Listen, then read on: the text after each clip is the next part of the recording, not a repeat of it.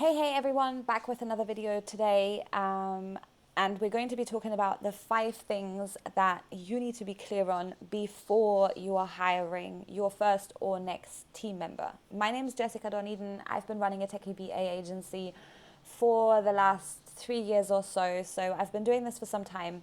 And I have supported so many entrepreneurs now with hiring team members that I really want to start putting these things into little tidbits videos that you can gain some really helpful tips from. And that's what we're doing today. So I want to share 5 things that are super important for you to be clear on before you even get to the point where you're starting the hiring process. So this is not to do with the actual hiring. I'll come to that in another video, but this is to do with the things that you need to be clear on for yourself and your business, because otherwise you're kind of setting that working relationship up to become very, very difficult, and we don't want that. We want to keep things easy and simple. So let me run through those 5 tips, and then I'd love to know what you think. If you have tried to hire in the past and you haven't done one of these and you felt that it held you back, I would love to know about that. So tip number 1, be super clear on who you are as a person, your strengths, your weaknesses, the way you like to work, what makes you amazing in your business, what is your focus in your business, and the things that make you feel like you're struggling on a day-to-day basis. This is super important because we all have things that we're naturally so good at and other things that we're naturally not so good at. And we keep trying to swim upstream basically by doing everything ourselves. So when it comes to hiring out, it is so important that you have a thorough understanding of who you are. So if you haven't taken any of those personality tests, go hit the MBTI up, go and take the Enneagram and whatever, do the DISC assessment, understand as much as you can about who you are at the core, about your strengths, your weaknesses, and how that's helping you or holding you back in your business. That is super important. It's a bit of self-discovery there, but it's going to help you when it comes to hiring the right person to come on board for your team. Right, let me turn over this. Step number 2 that you need to do.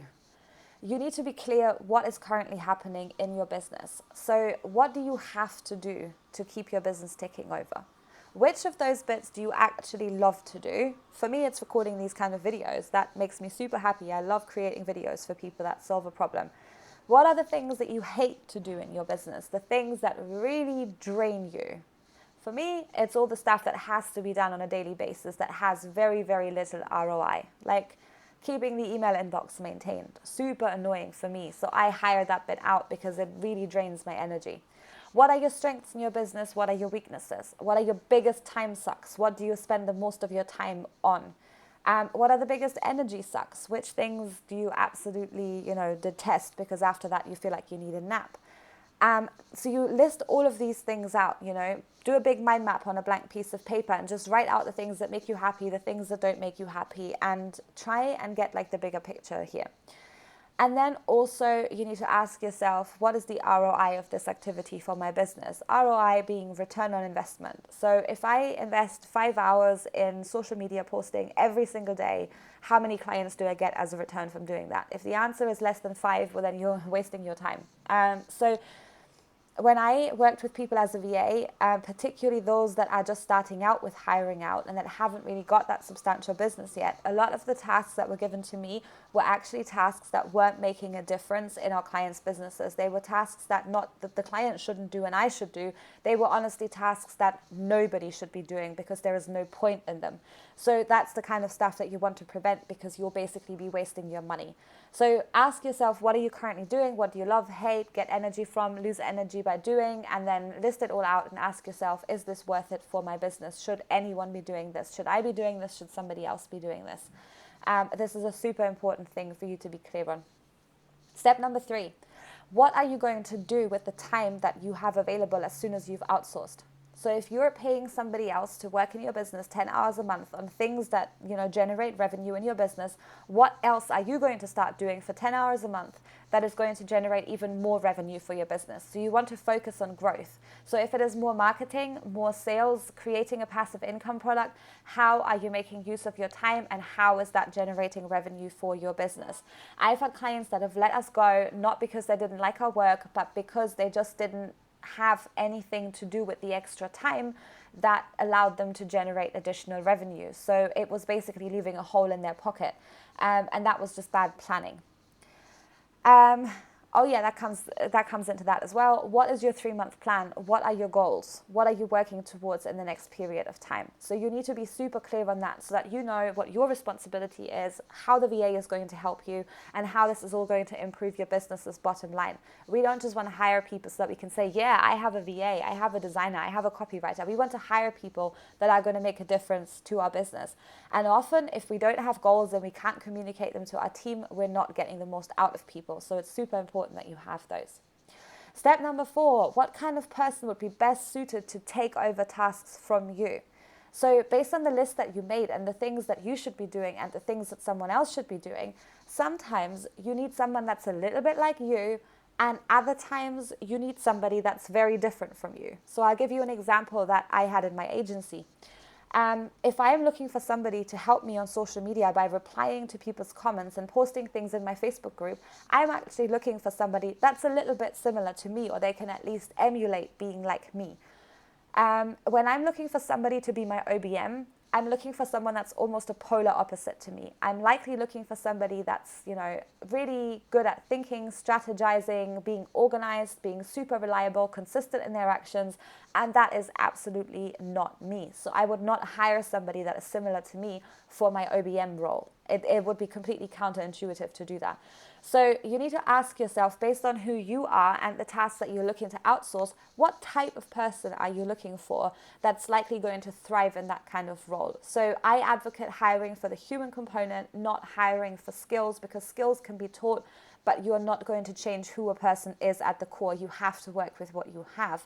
So you want to hire the right person for the right kind of job. And sometimes this is something that you need to observe very carefully. And then step number 5, who are the people that you really connect with? What do you want to get out of that working relationship? So I understand that people have a life outside of work. I have a life outside of my work. I love my work, but when it's not work time, I love my free time more. So what's really important to me is that I connect with people who have a similar attitude to life. They're not burning the candle on both ends. They have respectful boundaries. They have a certain way of dealing with their clients. They have a certain nature in them. They're helpful people that want to genuinely make a difference. So who are the kind of people that you really tend to connect with? Like, I love working with other people that are also intuitives, because we have that kind of deeper level of connection that I lack with other people. So there's just things that make me really vibe with someone, and those are the things that you have to figure out.